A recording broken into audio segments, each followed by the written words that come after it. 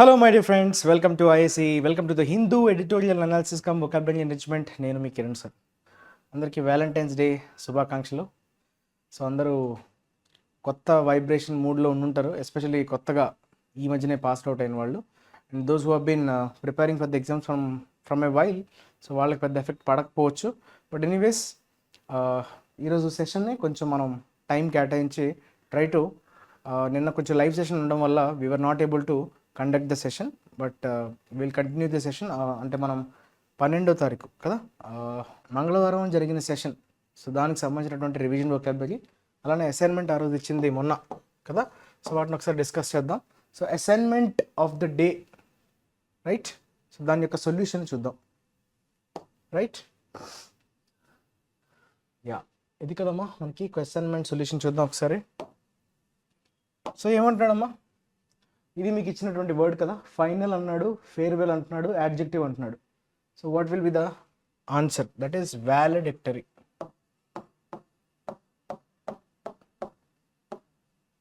Okay, valedictory function అంటాం, అంటే farewell function. So ఎప్పుడైనా మీరు లాస్ట్ ఒక ఆర్గనైజేషన్ లీవ్ అవ్వడం కానీ, లేదంటే ఒక టోర్నమెంట్ ఇంకా లాస్ట్ అయిపోతుంది అని చెప్పేటప్పుడు, ఒక టోర్నమెంట్ కావచ్చు, సిరీస్ ఆఫ్ గేమ్స్ కావచ్చు, ఎపిసోడ్స్ కావచ్చు, సో లాస్ట్ ఇంకా ముగిస్తుంది ఆ సిరీస్, ఆ సెషన్, లేదంటే ఆ ఎపిసోడ్. ఓకే, అట్లాంటి కాంటెక్స్లో మనం వాలెడిక్టరీ అనే పదాన్ని వాడతాం. Valedictory function, farewell. ఓకే, తర్వాత ఎర్రర్స్ విషయానికి వస్తే, for the first time constable recruitment examinations in central armed police forces such as the CRPF, BSF and CISF will be conducting. Okay, will be conducting ఏంటి? Will be conducting అనేది active వాయిస్లో ఉంది. CIF conduct చేస్తుందా? సిఐఎఫ్ని conduct చేస్తారు. Okay, constable recruitment examinations will be conducted, conducting కాదు, active వాయిస్లో ఉండాలి. In 13 regional languages. Above from అన్నాడమ్మా. Above from కరెక్టేనా? కాదు, apart from Hindi and English. The examinations are conducted from February 10th to March 7th, and around 48 lakh candidates are appearing in 128 cities across the country, according to an official statement. Okay, constable recruitment examinations in central armed police forces such as the CRPF, BSF, CSF will be conducted in 13 regional languages apart from Hindi and English. The examinations are conducted, are to be conducted kada, something కదా. Are conducted ఏంటి? Are conducted ఎప్పుడు వాడతాం? ప్రతిసారి జరిగేది అని చెప్పేటప్పుడు are conducted అని వాడవచ్చు. అంటే ఎవ్రీ ఇయర్ జరగదు కదా, ఆర్ టు బీ కండక్టెడ్ అని రావాలి. సంథింగ్ అక్కడ ఏదో మిస్ అయినట్టు కనిపిస్తుంది. Are to be conducted. Okay, planned యాక్షన్ని మనం ప్రజెంట్లో రాయొచ్చు, కానీ ఆర్ టు బీ అని రాయాలి. ఆర్ కండక్టెడ్ అంటే ఎవ్రీ ఇయర్ చేస్తుంది అని చెప్పేటప్పుడు మనం రాయొచ్చు ప్యాసివ్ వాయిస్లో, but that is wrong. So are to be conducted from February 10th to March 9th and around 48 lakhs are appearing. Yes, హాజరు కాబోతున్నారు 48 లక్షల అభ్యర్థులు. ఓకే, పరీక్ష రాయబోతున్నారు, అపేర్ కాబోతున్నారు, right? Next we will talk about revision vocabulary. మొన్న right, ఈ white paper, black paper అదేనా మనం డిస్కస్ చేసినటువంటి లాస్ట్ ఎడిటోరియల్ ఏంటమ్మా? Black paper versus white paper. White begets black అని వచ్చింది కదా లాస్ట్లో, ఎడిటోరియల్ చివరిలో. సో దాంతో మనం డిస్కస్ చేసి ఆపేసాం. సో దానికి సంబంధించినటువంటి వొకాబులరీని ఒక్కసారి మనం రివైజ్ చేసే ప్రయత్నం అయితే చేద్దాం. బాచ్ అన్నాడమ్మా. బాచ్ అంటే ఏంటమ్మా? డ్యామేజ్, స్పాయిల్ అనే మీనింగ్ వస్తుంది కదా. ఇది వర్బ్, నెగటివ్ సెన్స్లో వాడతాం, which is nothing but damage అంటే ఏముందమ్మా? మిస్మేనేజ్ అనొచ్చా? ఈ డ్యామేజ్, స్పాయిల్ అని చెప్పచ్చు. డ్యామేజ్, సర్వనాశనం చేయడం అనే సెన్స్లో మనం చెప్పుకున్నాం కదా, స్పాయిల్, డ్యామేజ్. తర్వాత fragile. What do you mean by fragile? చాలా వీక్గా ఉండడం, not strong, which is very weak. Weak అంటే ఏమొస్తుంది? బ్రిటిల్ అని చెప్పచ్చా? బ్రిటిల్ అంటే ఏంటమ్మా? ఎస్పెషల్లీ మీరు ఎప్పుడైనా గ్లాస్ ఐటమ్స్ ఏదైనా హ్యాండిల్ చేసేటప్పుడు, okay, you need to take extra care. The items are brittle అంటాడు. బ్రిటిల్ అంటే అర్థం ఏంటమ్మా? చాలా జాగ్రత్తగా హ్యాండిల్ చేయాలి, చాలా ఫ్రెజైల్ అంటే పడితే వెంటనే ముక్కలైపోయే అవకాశం ఉండడం, వీక్ అని చెప్పడం. So that is brittle, likely to break. Okay, that is nothing but your brittle. So దానికి మనం ఏం చెప్పచ్చు? ఫ్రెయిల్ అనొచ్చా? ఫ్రెయిల్, వీక్, ఫ్రెయిల్ అన్నా, వీక్ అన్నా, ఓకే, టెన్యూయస్ అన్న, వీక్ అన్న, టెన్యూయస్ అన్న సేమ్. బ్రేకబుల్, ఇవన్నీ కూడా యాడ్జెక్టివ్స్, రైట్. తర్వాత కన్సీలియంట్, ఇది ఎఫ్ కదా ఆన్సర్ అమ్మ. కన్సీలియంట్ అన్నాడు,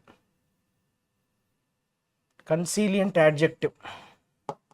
కాన్ అంటే టుగెదర్ అని చెప్పుకున్నాం కదమ్మా, consilient. What you mean by consilient? Consilient అంటే మనకి ఏం మీనింగ్ వస్తుంది? సో కోయిన్సిడింగ్ అనొచ్చా, అన్నీ ఒక దగ్గర చేర్చడం. కన్సోనెన్స్, యూనిటీ అనే మీనింగ్లో వాడతాం. కంకరింగ్ అని చెప్పచ్చా? ఎస్, కంకరింగ్. కంకరింగ్నే మనం యూనిటీ అని కూడా చెప్పచ్చు, యూనిటీ. Okay, concurrent. తర్వాత ఏంటది? కన్సోనెన్స్ అని చెప్పచ్చు, కాన్సోనెంట్. Consonant, vowels, consonants. ఆ కాన్సనెంట్ కదమ్మా, కాన్సనెంట్ యాజ్ ఎ అడ్జెక్టివ్. మన కాన్సనెంట్ యాజ్ ఎ నౌన్ తెలుసు. ఓకే, కన్సోనెంట్స్, కోయిన్సైడింగ్, కాంగ్రుటీ, ఇవన్నీ కూడా దగ్గరగా ఉండే words. Congruity, congruity, right. So when you're trying to multiple sources నుంచి ఉండే ఐటమ్స్ని మనం డైవర్జ్ అంటే డిఫరెంట్ సోర్సెస్ నుంచి కలిసి ఒక దగ్గర యునైట్ చేసే ప్రయత్నం చేయడం, వాటన్నింటినీ క్రోడీకరించడం, వాటన్నింటినీ కలిపి ఒక తాటి మీద తీసుకొచ్చే ప్రయత్నం చేయడాన్ని కన్సీలియంట్ అంటాం. పోస్టీరిటీ, పోస్ట్ అన్నాడు కదా, పోస్ట్ అంటే ఆఫ్టర్ అనే మీనింగ్ వస్తుంది, ఐటీవై కాబట్టి నౌన్. ఫ్యూచర్ జనరేషన్స్ అని చెప్పడం. ఓకే, ఫ్యూచర్ జనరేషన్స్ మనం పోస్టిరిటీ అనే పదంతో మనం చెప్తూ ఉంటాం. So what you mean by posterity? ఏదొస్తుంది చెప్పండి. ప్రోజనీ అనొచ్చా? చూడండి, ఆఫ్ స్ప్రింగ్ అన్న అదే, ప్రోజనీ అనొచ్చు, సియాన్స్ అనొచ్చు, సక్సెసర్స్, వారసులు అంటాం కదా, తర్వాత తరం వాళ్ళు అని చెప్పడం. ఏ హైండ్ సైట్ అంటే ఏంటనుకున్నామమ్మా? హైండ్ అంటే వెనక కదా, సైట్ అంటే విజన్. హైండ్ సైట్ అంటే ఒక్కసారి వెనక్కి తిరిగి చూసుకుంటే, అంటే రెట్రోస్పెక్ట్ అనొచ్చా? See, retrospect means when you look back. Retro is back, spect అంటే టు సీ, స్పెక్ట్ అంటే to see or watch something, retro is back. Okay, retrospect అంటే వెనక్కి తిరిగి ఒక్కసారి చూసుకోవడం, దాన్నే మనం ఏమంటాం అంటే రెట్రోస్పెక్ట్ అని అంటాం. ఓకే, రీకాల్ అనొచ్చు, ఫ్లాష్ బ్యాక్ అనొచ్చు. రీకాల్, ఫ్లాష్ బ్యాక్, రీకన్స్ట్రక్ట్ అంటే మళ్ళీ నిర్మించడం అనే మీనింగ్ కాదు. రీకన్స్ట్రక్ట్ చేయడం అంటే వెనక్కి తిరిగి ఒకసారి జరిగిన దాన్ని ఒకసారి మళ్ళీ ఊహించుకోవడం. ఓకే, అంటే జరిగిపోయిన దాన్ని మళ్ళీ ఒకసారి అలాగా గుర్తెచ్చుకోవడం, రీకన్స్ట్రక్ట్ చేసుకోవడం, రిట్రోస్పెక్ట్. తర్వాత బిజెట్, బిగెట్ అన్నాడు కదా, ఇది వర్బ్గా వాడాం కదా. బిగెట్ అంటే బ్లాక్ బిగెట్స్ ద వైట్ అని చెప్పుకున్నాం కదా, అంటే దాని నుంచి ఉద్భవిస్తుంది అని చెప్పడం కదా. అంతేనా అమ్మ మీనింగ్? అంటే కిండిల్ చేస్తుంది, ట్రిగ్గర్ చేస్తుంది అనే మీనింగ్లో వాడతాం. ఎంజెండర్ అన్నా, కిండిల్ అన్నా, స్టిమ్యులేట్ అన్నా, ట్రిగ్గర్ అన్నా, ఇవన్నీ కూడా ఒకటే మీనింగ్ వస్తుంది. కిండిల్, ట్రిగ్గర్, స్టిమ్యులేట్, జరిగేలా ప్రొవోక్ చేయడం, రైట్. అది అయ్యేట్లాగా ప్రొవోక్ చేయడాన్ని మనం ఏమంటామమ్మా? So that is nothing but your trigger, kindle, prompt, effects. Prompt అన్నా కూడా సేమ్, ప్రాంప్ట్.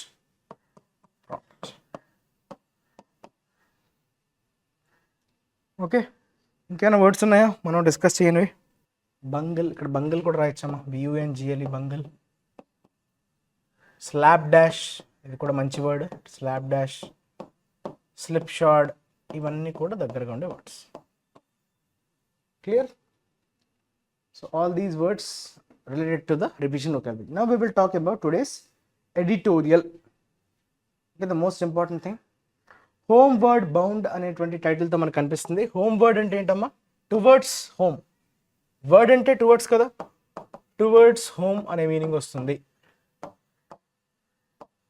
అయితే టువర్డ్స్ హోమ్ ఏంటి, ఏం జరిగింది? టువర్డ్స్ హోమ్ బౌండ్ అన్నాడు. బౌండ్ అంటే jump. Okay, leap or jump అని చెప్పచ్చు, దాన్ని మనం బౌండ్ అంటాం. ఓకే, లీప్ ఆర్ జంప్ అంటే jump towards your home, home land. Okay, towards your home you're trying to jump. ఇది ఏ కాంటెక్స్లో ఇది వాడుతున్నాడు అంటే, quiet diplomacy without brinkmanship help India's case in Qatar.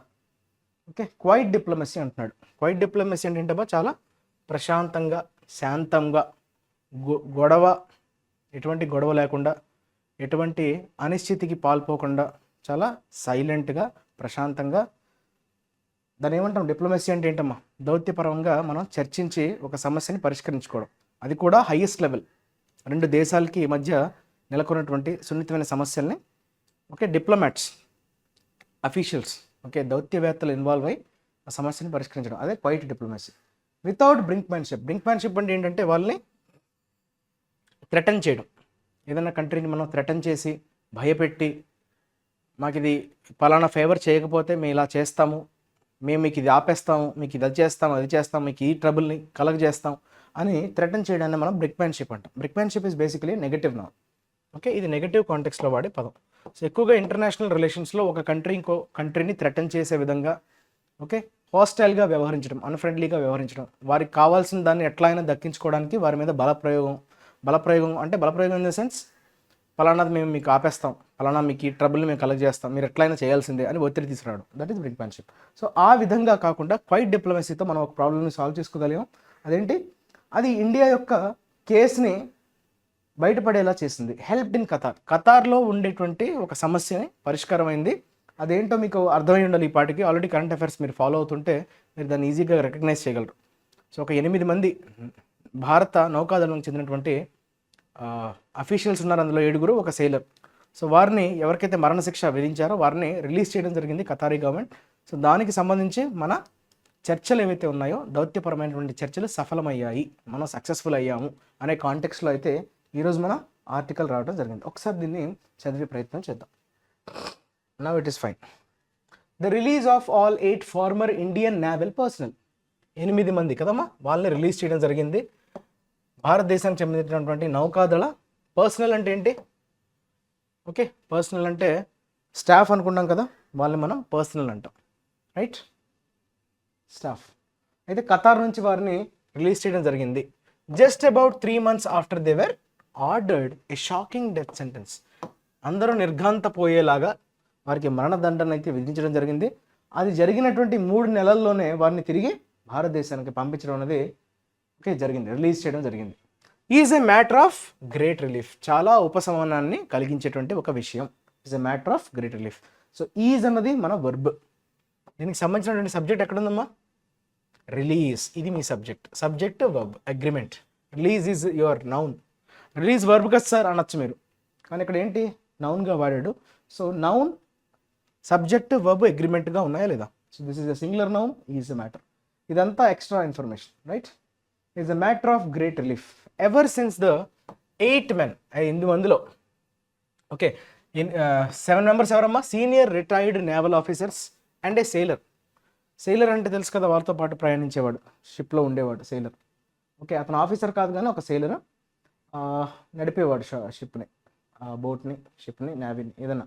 So who worked for the Qatar base దహ్రా technologies. వీళ్ళందరూ ఖతార్కి సంబంధించినటువంటి దహ్రా టెక్నాలజీస్లో పనిచేశారు. వారిని 2022లో అరెస్ట్ చేయడం జరిగింది. ఆ డీటెయిల్స్, కేసు యొక్క డీటెయిల్స్ కూడా ఎక్కడ కూడా అంత క్లియర్గా లేవు. స్పేర్స్ అంటే ఏంటంటే నాట్ మచ్, అంటే అంత ఎక్కువగా లేదు, అంటే వెరీ లిటిల్ ఇన్ఫర్మేషన్. దాని గురించి ఎక్కువగా డీటెయిల్స్ అన్నవి తెలియలేదు. ఏంటి, ఎందుకు అరెస్ట్ చేశారు, ఏంటి అన్న రీజన్ అన్నది బయట పెట్టలేదు అనమాట. Okay, details of the case were not revealed. While their families denied reports that the men had been accused of espionage, possibly for a third country named Israel, the charges must have been serious enough to have invoked the death penalty. So వాళ్ళ families ఏమంటున్నాయి, వాళ్ళకి వచ్చినటువంటి కొన్ని నివేదికలు, కొన్ని reports ఏవైతే చక్కర్లు కొట్టాయి, ఏంటని మనకు క్లారిటీ లేదు కదా, ఏ బేసిస్ మీద అరెస్ట్ చేశారన్న దాని మీద క్లారిటీ లేదు. కానీ రూమర్స్ ఏంటి, వాళ్ళకి అందినటువంటి ఇన్ఫర్మేషన్ ప్రకారం ఈ 8 మందిని ఏ నేరం కింద, ఎస్పైనేజ్ అనే నేరం అమ్మ. ఎస్పైనేజ్ అంటే అర్థం ఏంటంటే గూఢచర్యం, అంటే దేశానికి సంబంధించినటువంటి కొన్ని సీక్రెట్స్ని వేరే కంట్రీతో షేర్ చేసుకున్నారు అనేటువంటి ఒక ఆరోపణతో, అక్యూజ్డ్ ఆఫ్. సో ఆరోపణతో ఎస్పైనేజ్ అనేటువంటిది ఒక crime. So it is related to sharing the revealing the information of countries confidential data information, possibly for a third country named Israel. Israel అనే కంట్రీ, ఇక్కడ ఖతార్ ఇన్వాల్వ్ అవ్వలేదు. భారతదేశం ఇప్పుడు ఖతార్కి సంబంధించినటువంటి ఇన్ఫర్మేషన్ రివీల్ చేశారని కాదు. ఓకే, ఇజ్రాయెల్కి లీక్ చేశారు అన్నట్టుగా. ఓకే, ఇజ్రాయెల్కి వాళ్ళు లీక్ చేశారు అన్నట్టుగా, ఇండియాకి కాదు ఇజ్రాయెల్కి లీక్ చేశారు అనేటువంటి ఛార్జెస్తో ఓకే వారిని అరెస్ట్ చేయడాన్ని ఫ్యామిలీ మెంబర్స్ తప్పు పట్టారు, డినై చేశారు. తప్పు పట్టడం కాదు అంటే కాదని చెప్పడం, రిఫ్యూజ్డ్. మా వాళ్ళు అలాంటి పనికి పాల్పడలేదు అని డినై చేశారు. అయితే charges must have been serious. Must have been అంటాడు. మస్ట్ హ్యావ్ బీన్ అంటే అయ్యి ఉండి ఉండవచ్చు, ఎందుకంటే మనకి డీటెయిల్స్ తెలియదు కదా. డీటెయిల్స్ అనేవి స్పార్స్ అని చెప్పాడు కదా మనకి. We are not sure about what exactly made them to give them the death sentence. కాకపోతే ఖచ్చితంగా సీరియస్ ఛార్జెస్ ఉండి ఉండడం చేతనే వారికి బహుశా డెత్ పెనాల్టీ ఇన్వోక్ అంటే అక్కడ ఏంటమ్మా ఇంప్లిమెంట్, డెత్ పెనాల్టీ వారికి ఇచ్చి ఉండి ఉండుండొచ్చు అని చెప్తున్నాడు. An appeals court did in December commute the death penalty to imprisonment terms but upheld the conviction. ఒక అపీల్ కోర్ట్ ఏం చేసిందంట డిసెంబర్లో, ఏం చేసిందంటే కమ్యూట్ ద డెత్ పెనాల్టీ అన్నాడు. కమ్యూట్ అంటే అర్థం ఏంటమ్మా? కమ్యూట్ అంటే టు రెడ్యూస్ ద పనిష్మెంట్ అని అర్థం. ఓకే, కమ్యూట్ చేయడం అనేది ఒక టెక్నికల్ వర్డ్, పాలిటీలో మీకు వస్తుంది అది. సో కమ్యూట్, రెప్రైజ్, కొన్ని పదాలు ఉంటాయి రైట్. సో కొంచెం ఉపశమనం కలిగించడం అంటే సెంటెన్స్ యొక్క తీవ్రత, పనిష్మెంట్ యొక్క తీవ్రతను తగ్గించడాన్ని మనం కమ్యూట్ అంటాం. సో డెత్ పెనాల్టీని ఇంప్రిజన్మెంట్గా తగ్గించారు. Okay, but upheld the conviction. Upheld అంటే సమర్థించడం. దేన్ని సమర్థించారు? కన్విక్షన్ అంటే వాళ్ళు తప్పు చేశారన్న దాన్ని సమర్థించారు.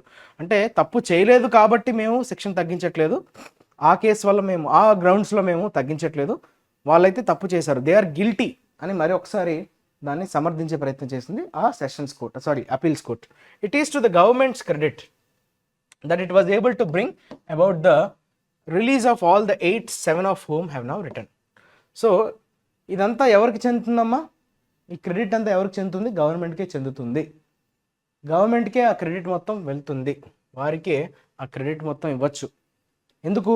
It was able to bring about the release of all the 8. అందరినీ తీసుకురావడంలో సక్సీడ్ అయింది. అందులో 7 మంది ఆల్రెడీ రిటర్న్ అయిపోయారు.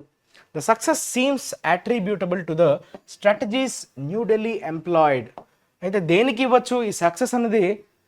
ఏ కారణాలని ఉద్దేశించి మనం అంటే అట్రిబ్యూటబుల్ అంటే అర్థం ఏంటమ్మా? So what are the reasons that we attribute to, అంటే ఏ రీజన్స్ వల్ల ఈ సక్సెస్ అనేది వచ్చిందని మనం చెప్పుకోవచ్చు అంట. Strategies new Delhi employed. Strategies అంటే వ్యూహాలు. సో ఎటువంటి వ్యూహాలు ఆచరించింది? ఎంప్లాయ్ అంటే అక్కడ అర్థం ఏంటి? ఎటువంటి వ్యూహాలన్నది అమలుపరిచింది అనే సెన్స్లో వాడతాం. అవి ఏంటమ్మా? న్యూఢిల్లీ అంటే సెంటర్ అని. To pursue the case in కోర్ట్లో కేసుని పర్స్యూ చేయడం కావచ్చు. Showing respect to the Qatari legal system అంటే వెంటనే మా వాళ్ళ మీద మీరు కేసు వేస్తారా అని వెంటనే రియాక్ట్ కాకుండా ప్రొసీజర్ని ఫాలో అవడం. అంటే లీగల్ సిస్టమ్ని డైరెక్ట్గా పిఎం స్థాయి వ్యక్తితో మాట్లాడకుండా లీగల్ సిస్టమ్ని గౌరవపరుస్తున్నట్లుగానే వాళ్ళు బిహేవ్ చేశారు. అంటే ఇమీడియట్గా మనం రియాక్ట్ కాకుండా లీగల్ సిస్టమ్ని గౌరవిస్తున్నట్టుగానే మనం వ్యవహరించాం, ఎందుకంటే కేసుని పర్స్యూ చేసుకున్నాం కోర్టులో. While providing the accused with full legal support and council. అలానే ఎవరి మీద అయితే ఆరోపణ అయితే చేశారో 8 మంది, వారికి కంప్లీట్ లీగల్ సపోర్ట్ని అయితే మనం ప్రొవైడ్ చేయడంలో మనం అంటే లీగల్ సపోర్ట్ అనేది సెంటర్ ఇచ్చింది. అలానే కౌన్సిల్ అడ్వైస్ చేయడానికి కూడా గవర్నమెంట్ అన్ని రకాలుగా సహకరించింది. అవాయిడ్ ఆల్ ఎస్కలేటరీ రెటారిక్ అంటే మీనింగ్ ఏంటమ్మా? అంటే ఎవరినైనా రెచ్చగొట్టే వ్యాఖ్యలు చేయడం. సో ఎస్కలేటరీ అంటే ఏంటి? అది మరింత దుమారాన్ని రేకెత్తించే విధంగా ఎటువంటి రిమార్క్స్ అనమాట. ఎలాంటి రిమార్క్స్ అమ్మా? రెటారిక్ అంటే ఏంటమ్మా? అవతల వ్యక్తిని ప్రొవోక్ చేసే విధంగా మాట్లాడడం right. So that is called rhetoric. And public sparring అంటే ఓపెన్గా గొడవ పెట్టుకోవడం, ఓపెన్గా వాళ్ళని దూషిస్తున్నట్లుగా ఎక్కడ కూడా మనం మాట్లాడలేదు. చూసారా, వాటిలన్నింటినీ మనం అవాయిడ్ చేసాం. ఎవరు? Central government. And to take the case to the highest levels with prime minister Narendra Modi discussing it with the Qatari emir Sheikh Tamim bin Hamad Al Thani during a meet in Dubai in December. So డిసెంబర్లో కూడా నరేంద్ర మోదీ గారు డైరెక్ట్గా అక్కడ ఖతారీ ఆమిర్, అతన్ని king కదా, Sheikh Tamim bin Hamad ఆయనే అక్కడ దేశాధినేత. So దుబాయ్లో డిసెంబర్లో జరిగినటువంటి ఒక మీటింగ్లో వీరిద్దరు కూడా ఆ విషయానికి సంబంధించి డిస్కషన్ కూడా చేసుకోవడం జరిగింది. సో ఇవన్నీ స్టెప్స్ అనమాట. వీటన్నిటి ద్వారా మనం మన నేవీ పర్సనల్ని మనం తిరిగి వెనక్కి రప్పించుకోగలిగాం. These are the strategies that was adapted or employed by the centre. That mister Modi announced an unscheduled leg of travel to Doha on Wednesday. Mister Modi ఏం చేశారమ్మా? అనౌన్స్ చేశారంట. దేనికమ్మా? అండ్ అన్స్కెడ్యూల్డ్ అంటే ప్రీ ప్లాన్డ్గా కానీ ముందుగానే ప్లాన్ చేసుకొని, దట్ ఈస్ అన్స్కెడ్యూల్డ్ కదా. Leg of travel అంటే పర్యటన. ఎక్కడికమ్మా? లెగ్ ఆఫ్ ట్రావెల్ అంటే డైరెక్ట్గా మనం ఆ డెస్టినేషన్కి మనం ట్రావెల్ని, పర్యటనని ఖరారు చేసుకోవడాన్ని you call it as leg of travel to Doha. Wednesday ఆయన సడన్గా అన్ప్లాన్డ్గా దోహాకి పర్యటన అయితే చేసుకున్నారంట. After his ongoing trip, ప్రస్తుతానికి ఆయన ఎక్కడున్నారు? యునైటెడ్ అరబ్ ఎమిరేట్స్లో ఉన్నారు కదా. టెంపుల్ ఓపెనింగ్కి పిలిచారు, స్వామినారాయణ టెంపుల్ కదా, అక్కడ ఉన్నారు ఆయన. సో అది ముగించుకున్న తర్వాత వెంటనే వెన్స్డే దోహాకి పయనమవుతారు. ఎందుకు? Signifies his personal involvement and his desire to thank the Qatari emir. సో ఖతారీ అమీర్ని పర్సనల్గా విజిట్ చేసి, సో అతను ఎంత ఇన్వాల్వ్ అవుతున్నారు అనేది అంటే నిరూపించుకోవడానికి ఇదొక ఉదంతం, ఇదొక మంచి ఎగ్జాంపుల్. సో ఆయన ఎంత పర్సనల్గా ఇన్వాల్వ్ అయ్యారు, అలానే అతని యొక్క ఆకాంక్ష మన ఖతారీ ఆమీర్ని కలిసి కృతజ్ఞతలు తెలుపుకోవడానికి ఆయన వెళ్ళదలుచుకుంటున్నారు, రైట్. సో దాన్ని సడన్గా ప్లాన్ చేశారు, ముందుగా ప్రీ ప్లాన్కి అయితే లేదు. దోహాకి అయితే ఆయన ప్లాన్ చేసుకున్నారు అక్కడ నుంచి, అంటే యుఏఈ నుంచి. The Qatar case is a timely reminder, okay, of the importance of quiet diplomacy at a time of brinkmanship and geopolitical conflict, particularly when it comes to relationships where so much else is at stake. Qatar case అనేది ఖచ్చితంగా మనకు ఒక reminder లాగా పనిచేస్తుంది. Reminder అంటే అర్థం ఏంటమ్మా? మనకి గుర్తు చేస్తుంది ఒక విషయం. ఏంటది విషయం? ఆ ఫ్యాక్ట్ ఏంటి? ఇంపార్టెన్స్, దేని ప్రాముఖ్యతను చెప్తుంది? క్వైట్ డిప్లొమసీ యొక్క ఇంపార్టెన్స్ని మరొకసారి స్పష్టం చేస్తుంది, దాని యొక్క ప్రాముఖ్యతని ఓకే మనకి రిమైండ్ చేస్తుంది, గుర్తు చేస్తుంది ఎంత ఇంపార్టెంట్ క్వైట్ డిప్లొమసీ అంటే. చాలా చాకచక్యంగా వ్యవహరించడం, అన్నిటికీ ఆవేశపడకుండా, ఓకే వారి మీద దాడి అంటే మాటల దాడి చేయకుండా చాలా ప్రశాంతంగా మీడియా అటెన్షన్ నుంచి డైవర్ట్ అవుతూ, ఎక్కడ కూడా మన మూవ్స్ తెలియనివ్వకుండా చాలా జాగ్రత్తగా హ్యాండిల్ చేసి మొత్తం మీద మన వాళ్ళని మనం వెనక్కి తీసుకొని రాగలిగాం. సో అవుట్పుట్ అనేది మనం సాధించగలిగాం. So what is the means అనేది పక్కన పెడితే మొత్తం మీద మన వాళ్ళు సేఫ్గా మళ్ళీ ఇండియాకి రావడం అనేది చాలా మంచి పరిణామం కదా, అదే చెప్తున్నాడు. So at a time of brinkmanship, ఎలాంటి పరిస్థితుల్లో? ఇలాంటి బ్రింక్మెన్షిప్ జియోపాలిటికల్ కాన్ఫ్లిక్ట్ అంటే ఏంటి? ఒక దేశాన్ని మరో దేశం రెచ్చగొట్టుకునేటట్లుగా మాట్లాడుకోవడం కావచ్చు, రైట్, థ్రెటన్ చేసినటువంటి కాంటెక్స్ట్లో కావచ్చు. సో అట్లాంటి నేపథ్యంలో ఇలా క్వైట్ డిప్లొమసీ అనేది ఎంత ఇంపార్టెంట్ అన్నదాన్ని గుర్తు చేసే ప్రయత్నం అయితే చేసింది ప్రస్తుతం జరిగినటువంటి case. Particularly when it comes to relationships where so much else is at stake. Stake అంటే చాలా రిస్క్లో ఉండేటువంటి సిచ్యువేషన్. చాలామంది సంబంధాలు రిస్క్లో పడే అవకాశం ఉన్న టైంలో ఇలాంటి క్వైట్ డిప్లొమసీని చాలా జాగ్రత్తగా అమలు చేయడంలో దాని యొక్క ఇంపార్టెన్స్ ఏంటో అన్నది క్లియర్గా మనకి తెలియవస్తుంది, మనకి రిమైండ్ చేస్తుంది అని చెప్పాడు. స్టేక్ అంటే రిస్క్, ఓకే, డేంజర్ అనే మీనింగ్ వస్తుంది. For India Qatar is an important West Asian power. So West ఏషియాకి సంబంధించినటువంటి కంట్రీ కదా ఖతార్, అదొక వెస్ట్ ఏషియన్ పవర్, మనకు చాలా ఇంపార్టెంట్, మనకు చాలా మంచి సన్నిహితమైనటువంటి దేశం. With increased Heft. హెఫ్ట్ అంటే అక్కడ మీనింగ్ ఏంటమ్మా? హెఫ్ట్ అంటే ఇన్ఫ్లుయెన్స్, ఓకే. హెఫ్ట్ బేసిక్గా హెఫ్ట్ అంటే వెయిట్ అనే మీనింగ్ వస్తుంది. సో ఇంక్రీజ్డ్ ఇన్ఫ్లుయెన్స్ అనే మీనింగ్ వస్తుంది, అంటే ఎంతమందిని అది ఇన్ఫ్లుయెన్స్ చేయగలదు, దానికి ఉన్నటువంటి ప్రాబల్యం అంటారు కదా, దానికి ఉన్నటువంటి ఇన్ఫ్లుయెన్స్ చేసే power, that is heft. During the Israel Gaza conflict as an important interlocutor, okay, between the West and Hamas. వెస్ట్కి హమాస్కి మధ్యవర్తిత్వంలో కీలకమైనటువంటి పాత్ర. సో దానికంటూ ఒక మంచి ఇంక్రీజ్డ్ హెఫ్ట్ అన్నాడు, అంటే బాగా ఇంపార్టెన్స్, ఇన్ఫ్లుయెన్స్ ఉండడం. ఎవరికి? మన ఖతార్కి. ఎవరెవరి మధ్య? ఇంటర్లొక్యూటర్ అంటే ఏంటమ్మా? So when it tribes, arbitrator అని కూడా అంటాం. ఆర్బిట్రేటర్ అన్నా ఇంటర్లొక్యూటర్ అన్నా same. What does that mean? So one who tries to resolve the dispute between two parties or two nations or any two bodies, okay, that is called interlocutor. For Qatar, ties with India are historic and dependable, consistent even when Qatar was boycotted by its Gulf neighbors some years ago. ఖతార్కి ఏంటి?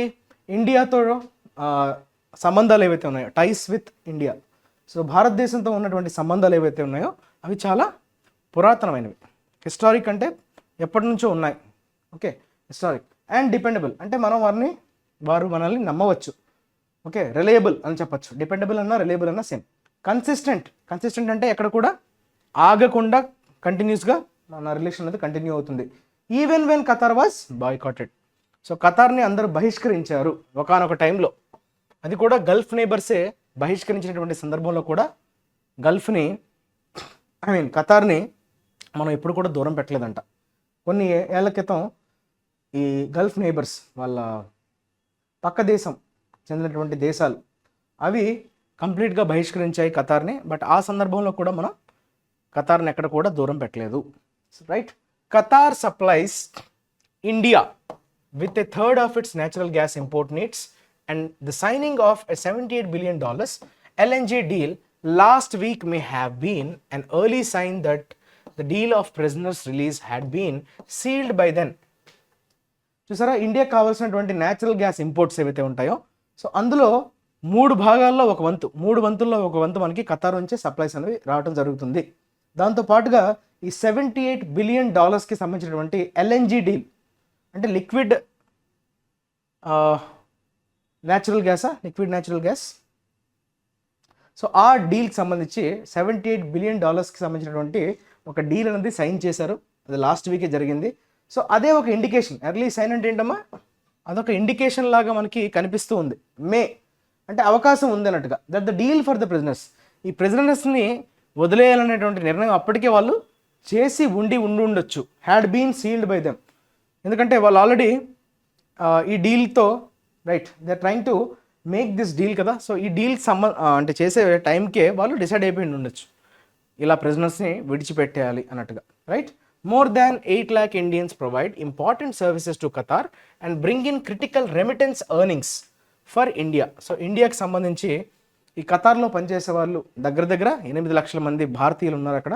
So వారు ఏదైతే ఖతార్కి services ఇస్తుంటారో, వారి యొక్క సేవలను అందిస్తుంటారో, వారు ఏం చేస్తారో, వారికి వచ్చే మనీ, వారు ఏదైతే శాలరీగా వాళ్ళు ఎర్న్ చేస్తారో దాన్ని వాళ్ళు మళ్ళీ మన ల్యాండ్కి పంపిస్తారు కదా, వాళ్ళ పేరెంట్స్కో వైఫ్కో. సో వాళ్ళ ఫ్యామిలీస్కి ఏదైతే మనీ రూపంలో తిరిగి పంపిస్తుంటారో, రెమిటెన్స్ అంటే అదే. So what ever the money that is earned in another foreign country that is cent back to their domicile, అంటే వారి మదర్ కంట్రీకి, ఓకే, వారి మదర్ ల్యాండ్కి తిరిగి పంపించడాన్ని మనం రెమిటెన్స్ అంటాం. రెమిటెన్స్ అంటే to give the money what they have earned in another country, okay, for India. So ఇండియాకి వాళ్ళు పంపించడం అనేది కూడా చాలా క్రిటికల్ అంటే చాలా సిగ్నిఫికెంట్, ఇంపార్టెంట్ అనే మీనింగ్ వస్తుంది. New Delhi's decision not to seek international intervention, as it did in the case of former naval commander Kulbhushan Jadhav, who has been convicted of espionage and terror charges in Pakistan. అలానే న్యూఢిల్లీ అంటే centre తీసుకున్నటువంటి decision, ఎలాంటి decision తీసుకుంది, ఎటువంటి international intervention అంటే ఏంటి, వేరే అంటే యుఎన్, ఓకే, యునైటెడ్ నేషన్స్ యొక్క జోక్యత కానీ వేరే అదర్ కంట్రీస్ని మనం దీంట్లో ఇన్వాల్వ్ చేసే ప్రయత్నం ఏది చేయలేదు. ఎందుకంటే అంతకుముందు నేవల్ కమాండర్ కుల్భూషణ్ జాదవ్ గారి కేసులో అయితే మనం ఇంటర్వెన్షన్ కోసం కోరుకున్నాం, వి సాట్ ద ఇంటర్వెన్షన్, బట్ నౌ ఆ పొరపాటు మనం చేయలేదు. ఎందుకంటే అప్పుడు కొంచెం కేసు డిఫరెంట్ అండి, ఎందుకంటే అది పాకిస్తాన్తో మనకి ఇష్యూస్ వచ్చాయి. పాకిస్తాన్తో కలిసి కూర్చుని మాట్లాడి డిస్ప్యూట్ని రిజాల్వ్ చేసేంత ఫ్రెండ్షిప్ కాదు కదా, ఖతార్కి మనకున్నంత రిలేషన్షిప్ లేదు పాకిస్తాన్తో. సో పాకిస్తాన్తో మనకు గొడవ వచ్చిందంటే చర్చలతో కష్టం. So again we need some intervention. So ఆ కేసులో జరిగినట్లుగా ఇక్కడైతే చేయలేదు, right. Did not seek, okay, Delhi decision not to seek అన్నట్టు. So we did not seek for intervention. International intervention అంటే ఏంటమ్మా, పరిష్కారం కోసం ఎవరైనా జోక్యం చేసుకోమని చెప్పడం, దట్ ఈస్ ఇంటర్వెన్షన్. అప్పుడు ఈ కుల్భూషణ్ జాదవ్ గారు ఆయన కూడా సేమ్ ఇలా గూఢచర్యానికి పాల్పడ్డారు అని గిల్టీగా ప్రూవ్ అయ్యారు. కన్విక్టెడ్ అంటే ఏంటమ్మా, గిల్టీగా ప్రూవ్ అయిపోయారు. అలానే టెర్రర్ ఛార్జెస్, పాకిస్తాన్లో ఆయన టెర్రర్ కార్యకలాపాలకి పాల్పడ్డారు అన్నట్టుగా అతని మీద అభియోగాలు వచ్చి అవి ప్రూవ్ కూడా అయిందనమాట. సో అప్పుడు భారతదేశం ఏం చేసింది, జోక్యతనే కోరుకుంది, ఇంటర్నేషనల్ ఇంటర్వెన్షన్. కానీ ఈసారి అలా జరగలేదు. Not to counter Qatar's charges with the kind of harsh diplomatic counter measures seen in the aftermath of the Nijjar assassination case in Canada. కెనడాతో ఏ విధంగా అయితే కొంచెం హార్ష్గా మనం డిఫెండ్ చేసుకోవడానికి ప్రయత్నించామో, మేము చేయలేదు, మాకు సంబంధం లేదు, మమ్మల్ని అనవసరంగా ఇరికిస్తున్నారు అని చాలా హార్ష్గా మనం కొంచెం హార్ష్ వేలో చెప్పడానికి ప్రయత్నించాం. ఎప్పుడు నిజర్ కేసులో, నిజర్ అసాసినేషన్ కెనడాలో జరిగింది కదా. సో వారు మన మీద కొన్ని అభియోగాలు చేసేటప్పుడు సో దాన్ని తిప్పికొట్టే ప్రయత్నం చేసాం, చాలా స్మూత్గా చేయలేదు, మనం కొంచెం రఫ్గానే హ్యాండిల్ చేసాం. ఈసారి ఖతార్తో మాత్రం అలా మనం వ్యవహరించలేదని 2 ఉదంతాలు చెప్తున్నాడు. అప్పుడు పాకిస్తాన్తో ఈ కుల్భూషణ్ జాదవ్ కేసుని, అలానే నిజ్జర్ అసాసినేషన్ కేసు కెనడాలో. సో వీరిద్దరితో వ్యవహరించినటువంటి తీరుని ఇక్కడ అవలంబించలేదు. అంటే మనం చాలా క్వైట్ డిప్లొమసీని మనం ఎంచుకున్నాం, దాంతోనే సమస్యని మనం పరిష్కరించగలిగాం అని చెప్తున్నాడు. Eventually provided and outcome satisfactory for all, అందరికీ కూడా ఆమోదయోగ్యంగా. సాటిస్ఫాక్టరీ అంటే ఏంటి అర్థం, సో అందరూ కూడా సాటిస్ఫై అయ్యే విధంగా ఒక సొల్యూషన్ని ప్రొవైడ్ చేయడంలో మనం సక్సెస్ఫుల్ అవ్వగలిగాం అని చెప్తున్నాడు. That is all about today's editorial. Now we will talk about vocabulary. Salutary అనేటువంటి ఒక వర్డ్తో మనకి రెండవ ఎడిటోరియల్ వచ్చిన రెండు వర్డ్ అమ్మా. ఇట్ ఈస్ యాడ్జెక్టివ్గా వాడుతున్నాం. So what does it mean? A salutary reminder అన్నాడు of the dangers of mountain climbing. అంటే causing improvement of behaviour or character which improves, అంటే బెనిఫిషియల్ కదా, helpful, beneficial, advantages. Okay, that is salutary, beneficial. తర్వాత resolute. Resolute అంటే యాడ్జెక్టివ్గా చెప్పుకోవచ్చు, positive adjective, చాలా determined అని చెప్పడం.